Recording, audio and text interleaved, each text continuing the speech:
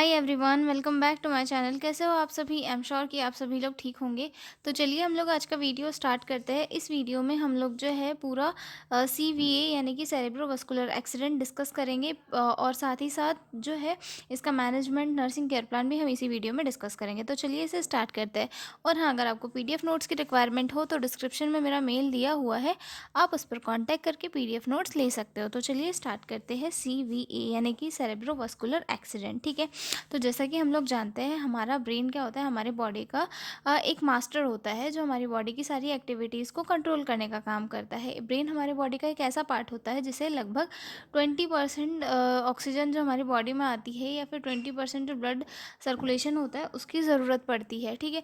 तो क्यों पड़ती है? क्योंकि यहाँ पर जो ग्लूकोज है और ऑक्सीजन है स्टोर होकर नहीं रहती, वहाँ पर मतलब कंटिन्यू ऑक्सीजन ब्रेन को मिलनी चाहिए। लेकिन सीवीए की कंडीशन में क्या होता है, ब्रेन को प्रॉपर अमाउंट में ऑक्सीजन नहीं मिल पाती है, जिसके कारण जो ब्रेन के पार्ट्स है, ब्रेन की जो सेल्स है, वो डेड होने लग जाती है। जैसे कि ये किसी भी रीज़न की वजह से हो सकता है। इसके मेनली दो रीज़न होते हैं। एक तो एक आर्टरी के रप्चर होने की वजह से, या फिर वहाँ पर किसी क्लॉट के फॉर्मेशन होने की वजह से। जैसे कि ये आर्टरी है, आर्टरी से ब्रेन तक ब्लड जा रहा है, अब इसमें कोई स्ट्रोक आ गया है मान लो, जिससे आर्टरी में ऑब्स्ट्रक्शन आ जाता है। अब यहाँ पे ऑब्स्ट्रक्शन आ जाएगा जिसके कारण ब्लड आगे नहीं जा पाएगा, तो ब्रेन के पार्ट्स तक भी नहीं पहुँच पाएगा। तो ब्रेन के पार्ट्स तक ऑक्सीजन नहीं पहुँच पाएगा, जिसके कारण ब्रेन के पार्ट्स या फिर ब्रेन की जो सेल्स है वो डेड होने लग जाती है, और बॉडी की फंक्शनिंग जो है इम्बैलेंस हो जाती है, ठीक है। मेनली सीवीए की कंडीशन में पेशेंट को पैरालिसिस हो जाता है, या फिर हम लोग जो एक नॉर्मल लैंग्वेज में कहते हैं कि सिर की नस फट गई, तो वैसी वाली जो चीज़ें हैं ये सीवीए के अंदर इंक्लूड होती है, ठीक है। अब हम इंट्रोडक्शन से डिस्कस करेंगे। इंट्रोडक्शन से स्टार्ट करेंगे। CVA is a sudden loss of the brain function due to disturbance in blood flow to the brain. यानी कि सीवीए क्या है, एक सडन लॉस है ब्रेन फंक्शन का, जिस किस कारण से हो रहा है, क्योंकि ब्रेन में जो फ्लो हो रहा है ब्लड का वो डिस्टर्ब हो गया है, ठीक है। CVA stroke is a medical emergency, और ये क्या है, एक मेडिकल इमरजेंसी है जिसमें जो है इमीडिएटली पेशेंट को केयर प्रोवाइड करानी होती है, ठीक है। It happens when the blood supply to the part of brain is suddenly interrupted. और ये कब होता है, जब ब्रेन के किसी पार्ट में ये जो ब्लड सप्लाई है वो सडनली डिस्टर्ब हो जाए या फिर इंटरप्टेड हो जाए, ठीक है। Without blood brain cells do not receive oxygen and begin to die within minutes. और जब ब्रेन की सेल्स को ऑक्सीजन नहीं मिलती तो ब्रेन की सेल्स क्या हो जाती है, विद इन मिनट डेड होने लग जाती है, और बॉडी की जो फंक्शन है वो इम्बैलेंस होने लगता है, ठीक है। आगे डेफिनेशन देखेंगे। A cerebrovascular accident is the sudden loss of brain function caused by eruption of blood flow to the brain due to ischemic blockage or hemorrhagic bleeding. यानी कि सेरेब्रोवास्कुलर एक्सीडेंट क्या है, एक सडन लॉस होता है brain function का, जो किस रीज़न की वजह से कॉज हो रहा है, क्योंकि किस रीज़न की वजह से कॉज हो रहा है, इंटरप्शन ऑफ ब्लड। यानी कि वहाँ पे जो ब्लड का फ्लो है वो प्रॉपर अमाउंट में नहीं पहुँच पा रहा है, वो बीच में या तो कहीं रुक जा रहा है, या फिर आर्टरी के रप्चर होने की वजह से दूसरी जगह पे ब्लीडिंग हो रही है, और जहाँ पर ब्लड जाना था वहाँ पर नहीं जा पा रहा है, ठीक है, to the brain due to. और ये किस कारण से हो रहा है, इस्कीमिया यानी कि ब्लॉकेज आ जाना, आर्टरी में ब्लॉक हो जाना, या फिर हिमोरेज यानी कि ब्लीडिंग आर्टरी के रप्चर हो जाने की वजह से, ठीक है। अगला डेफिनेशन एक और है। Cerebrovascular accident is the damage of the brain cell और brain tissue from interruption of the blood supply also called brain stroke. Cerebrovascular accident क्या है, एक डैमेज होता है ब्रेन सेल्स का या फिर ब्रेन टिश्यूज़ का। किस कारण से? क्योंकि वहाँ पर जो ब्लड का फ्लो है वो प्रॉपर अमाउंट में नहीं हो पा रहा है, जो नीड है ब्रेन के पार्ट्स की, ऑक्सीजन की नीड है वो कंप्लीट नहीं हो पा रही है, जिसके कारण वहाँ पर जो सेल्स है ब्रेन की वो डैमेज हो जा रही है, और यही चीज़ क्या कहलाती है, सेरेब्रोवास्कुलर एक्सीडेंट। आगे आता है इसमें टाइप्स ऑफ सीवीए, यानी कि सेरेब्रोवास्कुलर एक्सीडेंट या फिर ब्रेन स्ट्रोक के क्या क्या टाइप हमें देखने के लिए मिलता है। तो इसमें सबसे फर्स्ट टाइप होता है इश्केमिक स्ट्रोक, देन सेकंड आता है हीमोरेजिक स्ट्रोक। जो इस्केमिक स्ट्रोक होता है वो 85% केसेस में देखा जाता है, और हीमोरेजिक स्ट्रोक जो है वो 15% केसेस में जो है देखा जाता है, ठीक है। अब जिसमें सबसे फर्स्ट आता है इस्केमिक स्ट्रोक। इस्केमिक स्ट्रोक क्या होता है, इसमें जो ब्लड सप्लाई होता है ब्लड वेसल्स के थ्रू वो ब्लॉक हो जाती है, ठीक है। ये किसी भी रीज़न की वजह से हो सकता है, ठीक है। जैसे कि ये हमारी ब्लड वेसल है जिसके थ्रू ब्लड सप्लाई हो रहा है, लेकिन किसी रीज़न की वजह से ये ब्लॉक हो जाती है। मोस्टली किस रीज़न की वजह से होती है, ये फैट डिपोजिशन के कारण होती है, ठीक है। तो ये ब्लॉक हो जाती है जिसकी वजह से क्या ब्लड सप्लाई आगे नहीं पहुंच पाता, तो ब्रेन में जो है ग्लूकोज और ऑक्सीजन की कमी हो जाती है और ब्रेन के पार्ट्स जो है उनकी डेड होने लग जाती है, मतलब सेल्स की डेड स्टार्ट हो जाती है, ठीक है। Result in ischaemia, reduce blood flow and infraction और टिश्यू डेथ, मतलब जिसकी वजह से जो है इस्केमिया हो जाता है, यानी कि ब्लड फ्लो रिड्यूस हो जाता है, और इन्फेक्शन यानी कि टिश्यू की डेथ होना स्टार्ट हो जाता है, ठीक है। अब ये जो इस्केमिक स्ट्रोक होता है ये दो टाइप का होता है। फर्स्ट तो आता है इसमें थ्रोम्बोटिक स्ट्रोक और सेकंड आता है इसमें एम्बॉलिक स्ट्रोक, ठीक है। थ्रोम्बोटिक स्ट्रोक में क्या होता है कि जो क्लॉट का फॉर्मेशन होता है वो ब्रेन के ही अदर पार्ट्स में होता है, यानी कि जो ब्रेन है हमारा, ठीक है, तो ये ब्रेन के अंदर वाली ही ब्लड वेसल में किसी रीज़न की वजह से स्ट्रोक हो जाता है, मतलब किसी रीज़न की वजह से वहीं पर जो है क्लॉट का फॉर्मेशन हो जाता है, जिसके कारण ब्लड फ्लो वो जो है रुक जाता है, ठीक है। Clots form inside the brain artery itself, मतलब वहीं पे किसी रीज़न की वजह से बनता है, ठीक है। यूजुअली ड्यू टू एथेरोस्क्लेरोसिस यानी कि फैट डिपोजिशन यानी कि जो आर्टरीज होती है उनमें फैट का लेवल, फैट जो है आर्टरी में आसपास जम जाता है और कुछ रीज़न की वजह से कभी कभी ये जो है ब्लॉक कर देता है, ठीक है। तो ये जो थ्रोम्बोटिक स्ट्रोक है वो ब्रेन के अंदर ही कॉज होता है, और जो एम्बॉलिक स्ट्रोक होता है वो बॉडी के अदर पार्ट्स में होता है, जैसे कि clot form somewhere else, for example heart, and travel to the brain, यानी कि जो इसमें क्लॉट बनता है वो बॉडी के अदर पार्ट्स में बनता है और फिर वहाँ से जो है ब्लड फ्लो के साथ होते होते ब्रेन तक पहुंच जाता है और वहाँ पर जाकर ब्लड वेसल्स में ऑब्स्ट्रक्शन कॉज करता है, जिसके कारण जो है पेशेंट को सीवीए जैसी कंडीशन फेस करनी पड़ती है, ठीक है। कॉमन इन आर्टेरियल फाइब्रिलेशन, और ये जो है कॉमन किस में है, आर्टेरियल फाइब्रिलेशन यानी कि इरेगुलर हार्ट बीट की कंडीशन में जो है ये काफ़ी कॉमन होता है, ठीक है।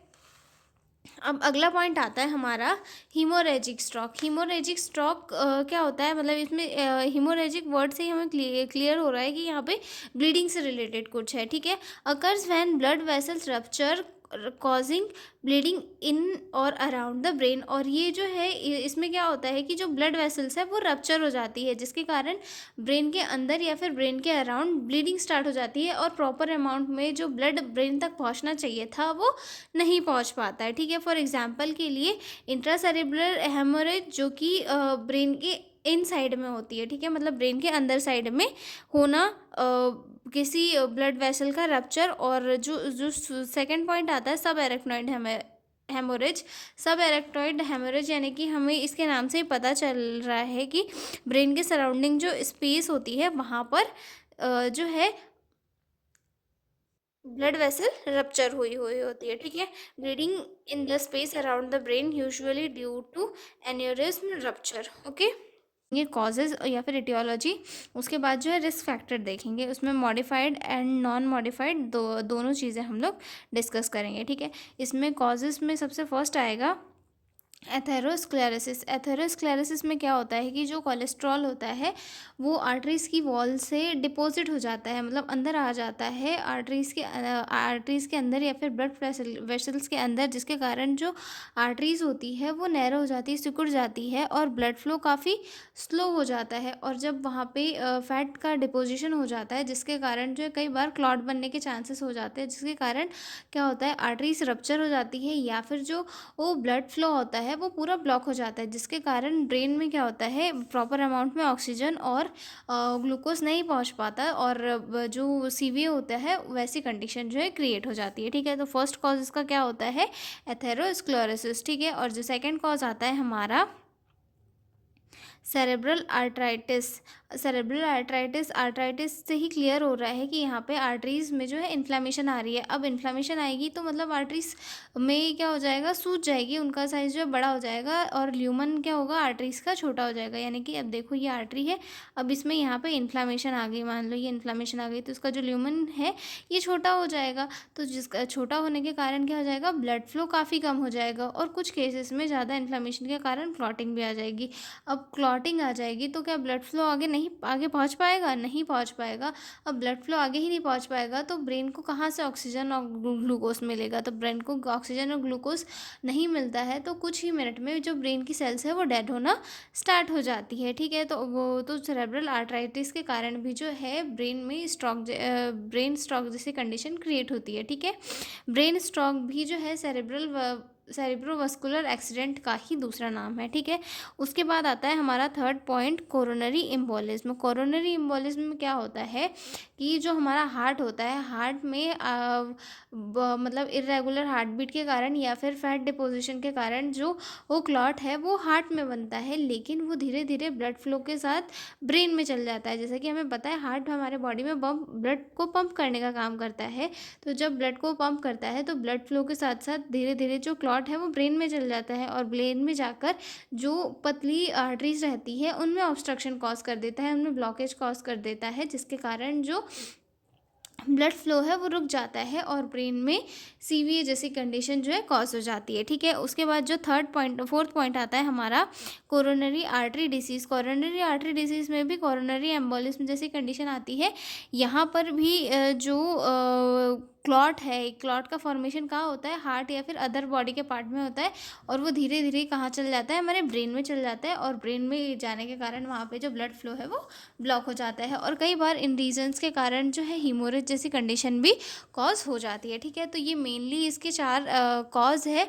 अब हम देखेंगे रिस्क फैक्टर की किन किन चीज़ों की वजह से ये जो सीवीए है या फिर सेरेब्रोवास्कुलर एक्सीडेंट है वो कॉज होता है, ठीक है। जिसमें सबसे फर्स्ट आता है नॉन मॉडिफाइबल, यानी कि ऐसे रिस्क फैक्टर जिन्हें हम चेंज नहीं कर सकते, जिसमें सबसे फर्स्ट आता है एडवांस्ड एज, यानी कि जो 55 ईयर की एज के बाद में जो सीवीए है उसके चांसेस ज़्यादा बढ़ जाते हैं और हम इसे रोक भी नहीं सकते। अब किसी की उम्र बढ़ रही है तो क्या हम उसे रोक सकते? नहीं रोक सकते। ये तो ये किस कॉज में आता है? नॉन मॉडिफाइबल कॉज में या फिर नॉन मॉडिफाइबल रिस्क फैक्टर के अंदर ये इंक्लूड होता है, ठीक है। ऊपर से जो मेल होते हैं, मेल में सीवीए के चांसेस ज़्यादा होते हैं एज़ कम्पेयर टू फीमेल, ठीक है। उसके बाद रेस, यानी कि अमेरिकन और अफ्रीकन लोगों में सीवीए के चांसेस ज़्यादा होते हैं रेस के कारण, ओके।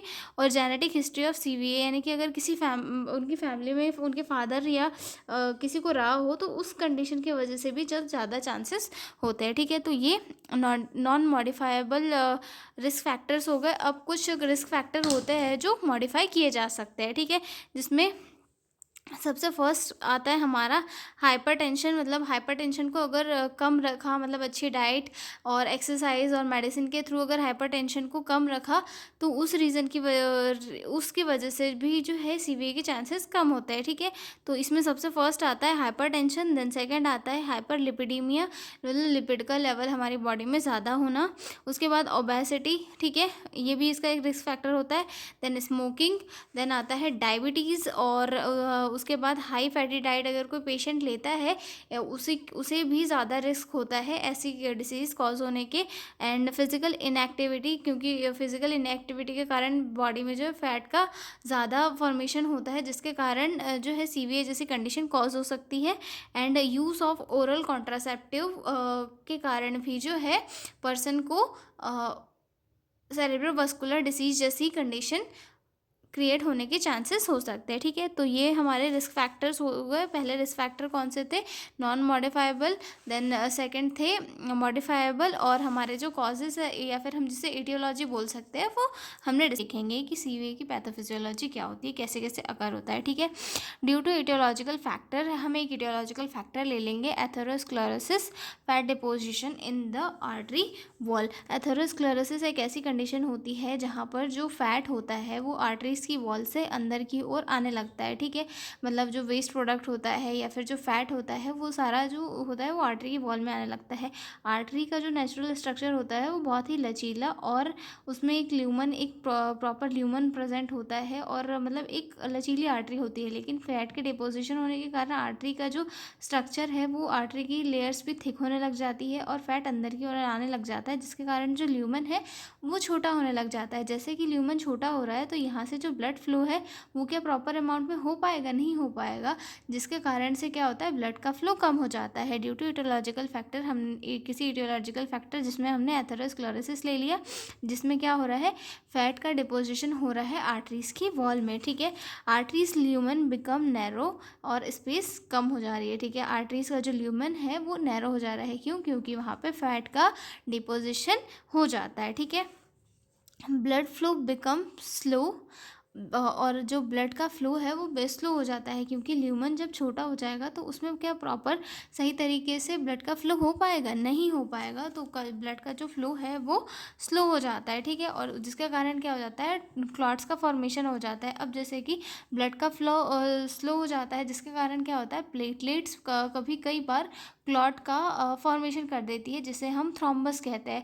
तो जब आर्टरीज़ की वॉल नैरो हो जाती है या फिर आर्टरीज़ का जो ल्यूमन है वो छोटा हो जाता है, जिसके कारण जो आर्टरीज़ की वॉल है वो वहाँ पर जो ब्लड का फ्लो है वो काफ़ी स्लो हो जाता है। और ब्लड का फ्लो स्लो हो जाने के कारण क्या होता है प्लेटलेट्स आपस में जुड़ जाती है। मतलब कई बार कुछ चांसेस में ऐसा होता है कि वहाँ पर प्लेटलेट्स एक दूसरे से जुड़ जाती है, क्लॉट्स का फॉर्मेशन कर लेती है।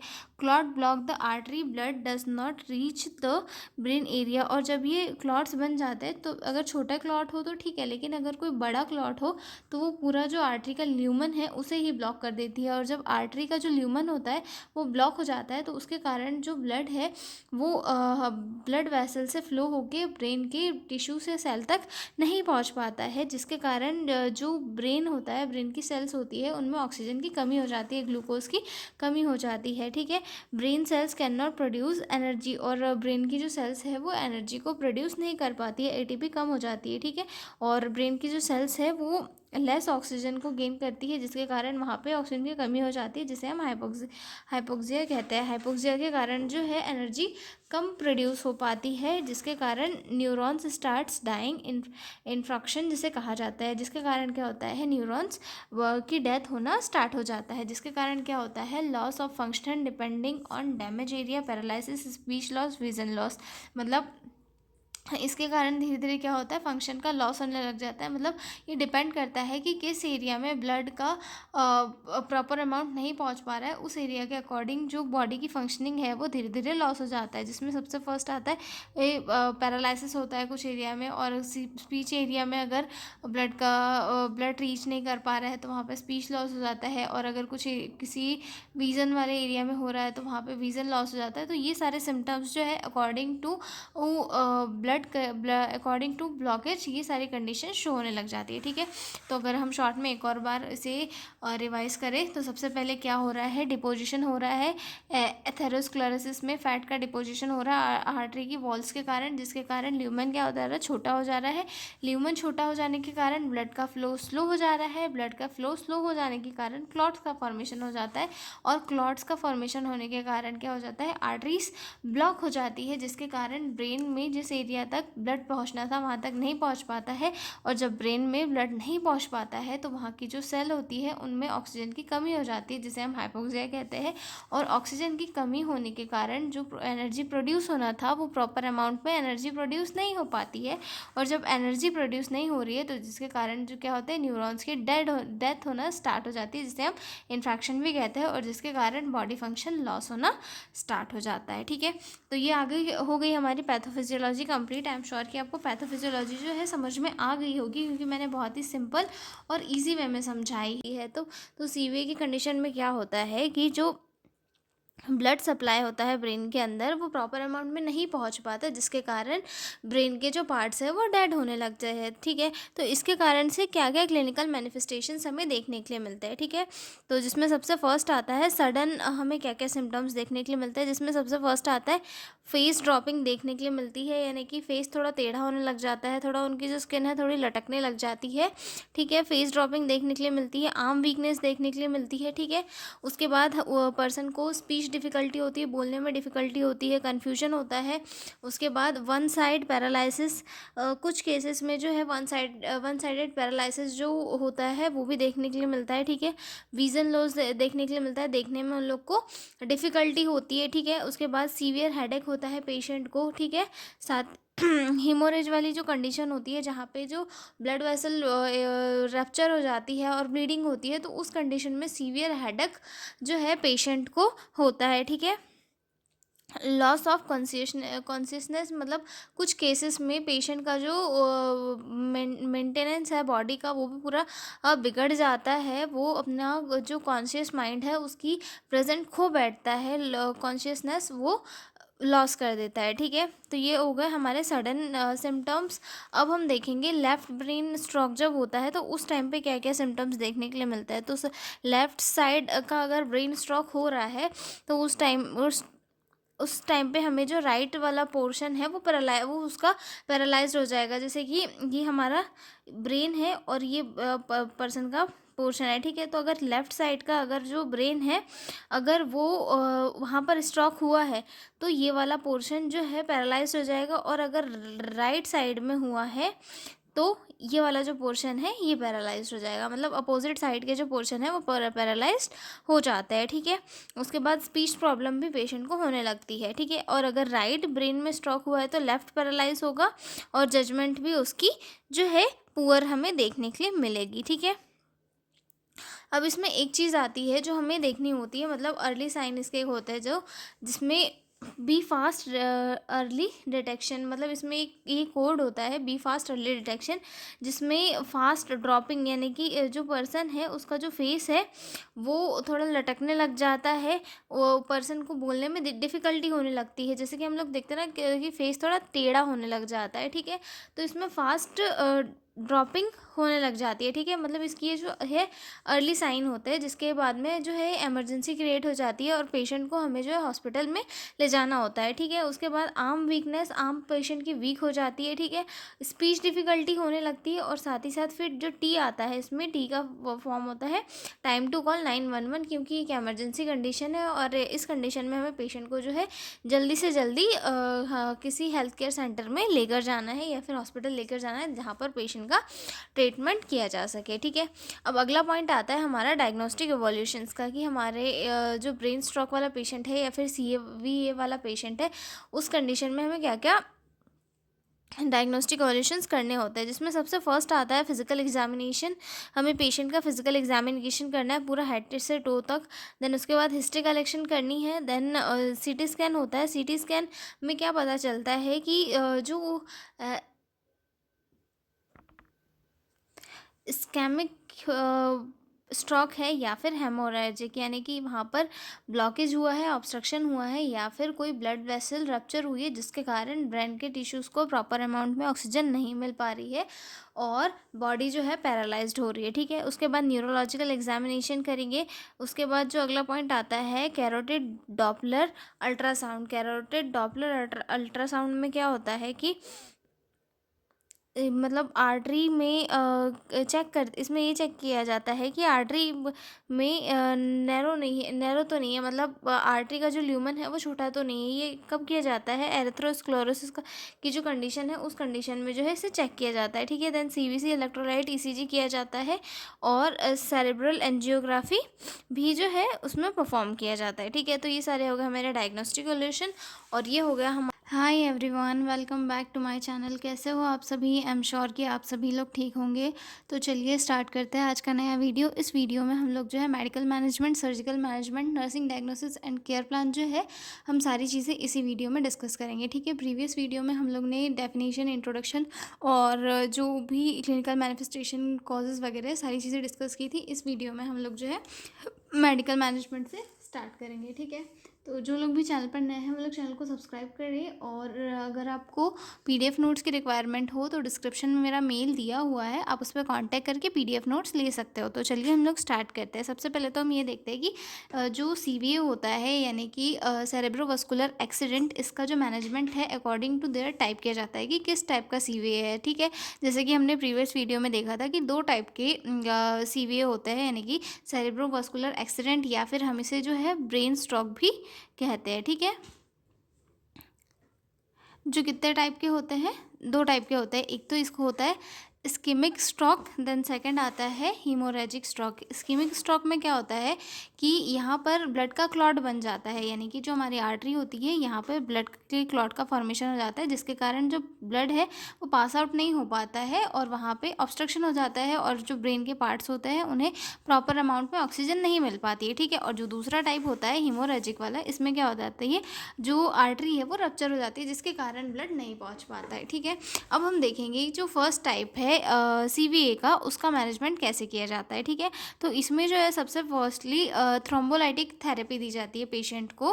थ्रोम्बोलाइटिक थेरेपी या फिर जो थ्रोम्बोलाइटिक ड्रग होता है जिसे टीपीए भी कहा जाता है, वो विद इन 4 to 5 आवर्स में जो है पेशेंट को दिए जाते हैं। मतलब ये पहले ये पूछा जाता है पेशेंट के अटेंडर से कि जो पेशेंट है उसे ये सारे सिम्टम्स कब से स्टार्ट हुए, कब से उसकी बॉडी वर्क नहीं करने लगी, कब से उसकी जो बॉडी है वो पैरालाइज्ड हुई, एक तरफ से हम लोग बोल सकते हैं कि कब से उसकी बॉडी पैरालाइज्ड हुई। और उसमें इस चीज़ का ध्यान रखा जाता है कि 4 to 5 आवर के अंदर में जो है उसे उस पेशेंट को जो है टीपी दिया जाता है, थ्रोम्बोलाइटिक थेरेपी दी जाती है। ये जो है ये क्या करते हैं, जो ब्रेन में क्लॉट बना हुआ है, जैसे कि मैंने यहाँ बना हुआ या यहाँ ऑब्स्ट्रक्शन आ गया क्लॉट के कारण, तो ये ड्रग जाते हैं और ये क्लॉट को क्या कर देते हैं, तोड़ देते हैं, जिससे कि ब्लड पूरे ब्रेन में वापस से सर्कुलेट होने लग जाता है पहले की तरह। जो पेशेंट की कंडीशन हुई थी पैरालाइज्ड वाली, वो रिकवर हो जाती है, ठीक है।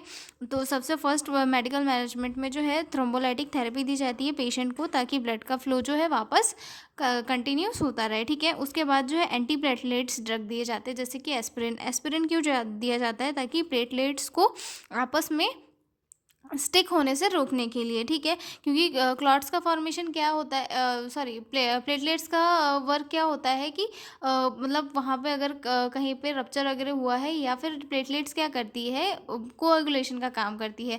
तो एंटी प्लेटलेट्स ड्रग क्या करते हैं कि प्लेटलेट्स को एक दूसरे से चिपकने से या फिर स्टिक होने से रोक देते हैं, ताकि कोई नया क्लॉट का फॉर्मेशन ना हो जाए ब्रेन के अंदर, ठीक है, आर्टरीज में, ठीक है। उसके बाद एंटीकोगुलेंट्स दिए जाते हैं, जैसे कि हेपेरिन। ये क्यों दिया जाता है, ताकि ब्रेन में किसी भी क्लॉट का फॉर्मेशन ना हो जाए, ठीक है। उसके बाद पेशेंट का जो बीपी है उसे कंट्रोल किया जाता है, ब्लड शुगर लेवल को कंट्रोल किया जाता है, ठीक है।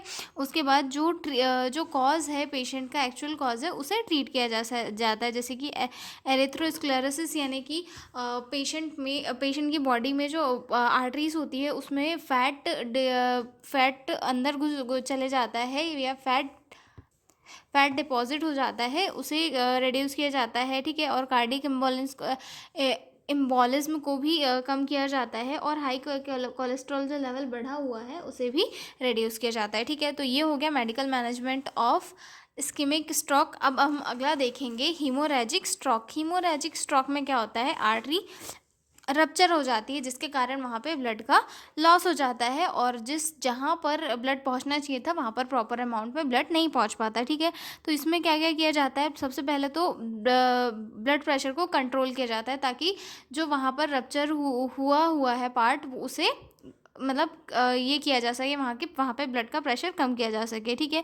और इसमें जो है मोस्टली सर्जरी की जाती है, क्योंकि अगर आर्टरी रप्चर हुई है, इसका मतलब बहुत मेजर थिंग है, और इसके लिए सर्जरी जो है प्रिस्क्राइब की जाती है, ठीक है। पेशेंट का एयरवे और ब्रीथिंग प्रॉपर तरीके से मेंटेन किया जाता है, और एंटीकोगुलेंट्स ड्रग पेशेंट को अवॉइड किए जाते हैं, क्योंकि वहाँ पर अगर एंटीकोगुलेंट्स हमने पेशेंट को दे दिए तो हो सकता है उसके कारण जो ब्लड है वो और ज़्यादा मतलब तेज़ी से, या फिर और उसका प्रेशर और ज़्यादा बढ़ जाए, और वहाँ पे ब्लड का जो लॉस है या फिर हीमोरेज है वो और ज़्यादा सीवियर इसमें हो जाए। तो जो हीमोरेजिक स्ट्रोक वाला पेशेंट है उसे कभी भी एंटीकोगुलेंट्स नहीं दिए जाते हैं। और इस्केमिक अटैक स्ट्रोक वाले पेशेंट में क्या होता है, इस वाले पेशेंट को एंटीकोगुलेंट्स दिए जाते हैं, ताकि वहाँ पे कोई भी क्लॉट का फॉर्मेशन ना हो सके, ठीक है।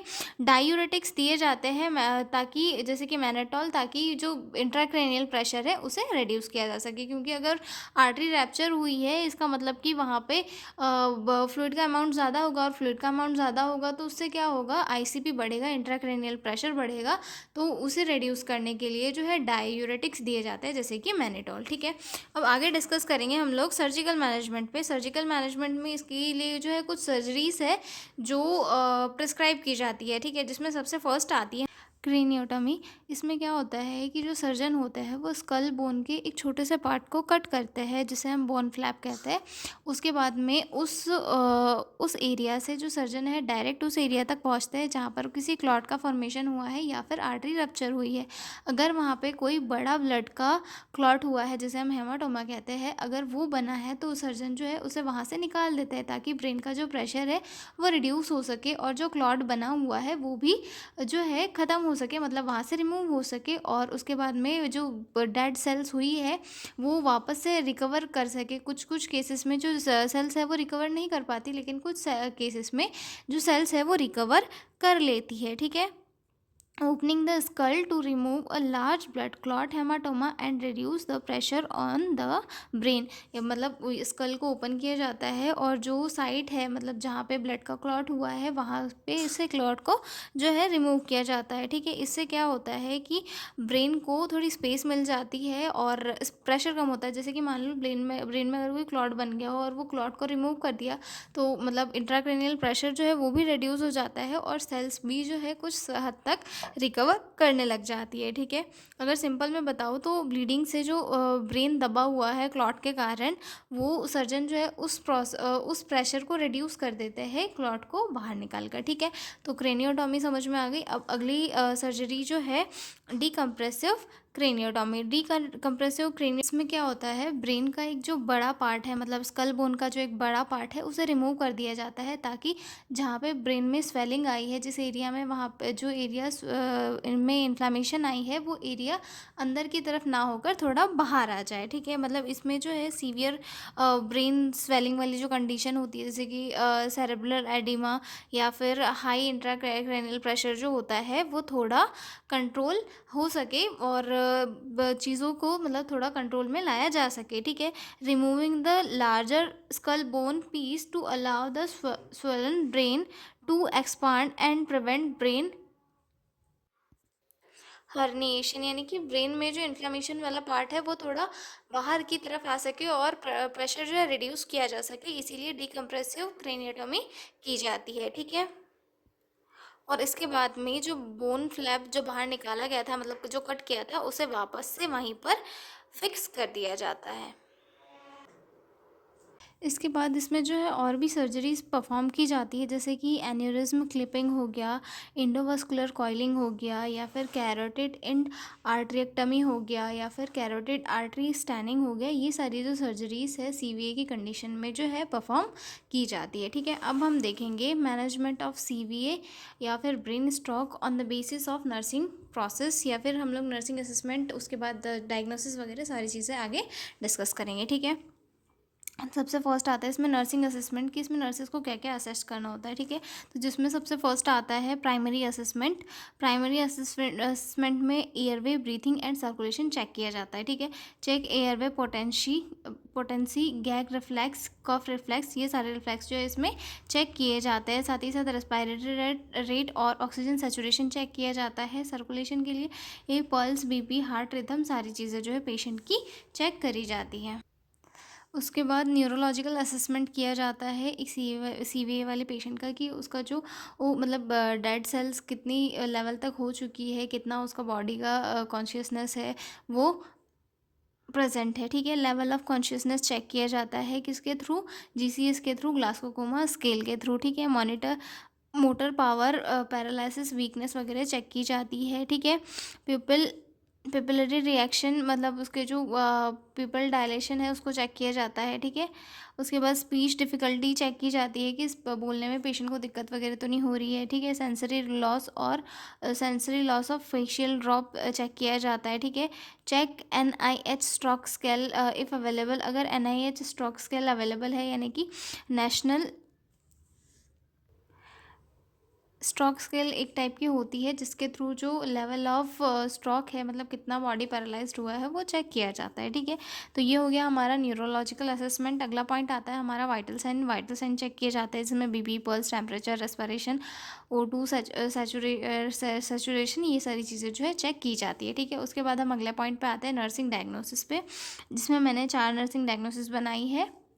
आप लोग देख सकते हो, ineffective cerebral tissue perfusion related to decreased blood supply to the brain evidenced by weakness on one side, वो कन्फ्यूजन एंड अनइक्वल पीपल्स। ठीक है, अगली डायग्नोसिस है impaired physical mobility related to neuromuscular impairment as evidenced by inability to move limb and muscle weakness. Okay, third nursing diagnosis है impaired verbal communication related to aphasia as evidenced by inability to speak clarity और understand words. ठीक है, fourth point आता है risk for aspiration related to impaired swallowing as evidenced by coughing during swallowing and drooling. ठीक है, ये care plan आप लोग देख सकते हो। मैंने बहुत ही सिंपल और शॉर्ट में केयर प्लान बनाए हैं, आप लोगों को एक ही बार में सारे केयर प्लान जो है क्लियर हो जाएंगे।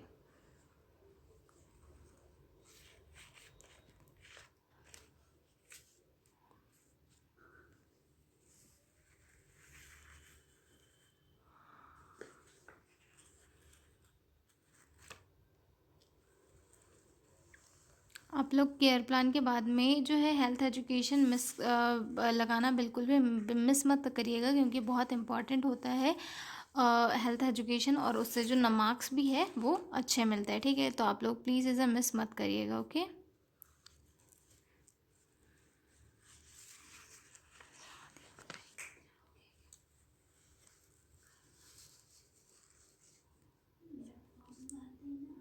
तो हमारा हो चुका है, इसके बाद में आप लोग हेल्थ एजुकेशन कंप्लीट कीजिएगा।